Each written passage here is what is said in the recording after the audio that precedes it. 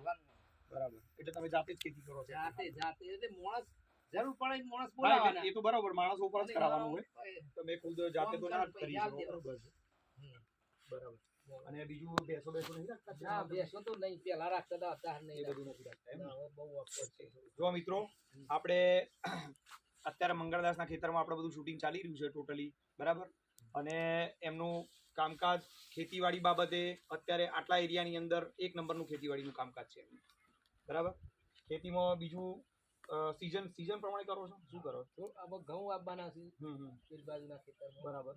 પછી બીજા ખેતરમાં ઝાર હતી જાર હતી અને આ બધી એરંડી બરાબર અને શિયાળામાં પછી ઘઉંની સીઝન પૂરી થાય પછી શું પછી કરો આપણે ખાસ કરીને ઉનાળામાં બાજરી ઝારે વાવીએ છીએ બરાબર બાજરી અને જાર ઝારે બરાબર હા, એટલે સારું એવું તમારું કામકાજ છે એ તો અમે જોયું એટલે આપણે ખ્યાલ આવ્યો બરાબર છે બીજું વસ્તુ અનાજ ને બધું તમારે પાક્યા પછી બધું કઈ જગ્યાએ તમે પેલું કરો તો ઘેર લઈ જઈએ બરાબર દરેક ગામમાં લઈ જાઓ બરાબર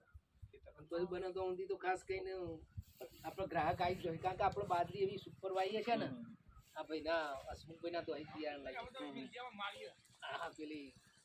પેલી બાજરી અને અહીં ટોટલ જમીન કેટલી છે આપણે આપણે આ બધી 10 વીઘાની અંદર બધું ખેતી કરે છે બરાબર છે એટલે એ પ્રમાણે હોય છે બધું કામકાજ તો સારું છે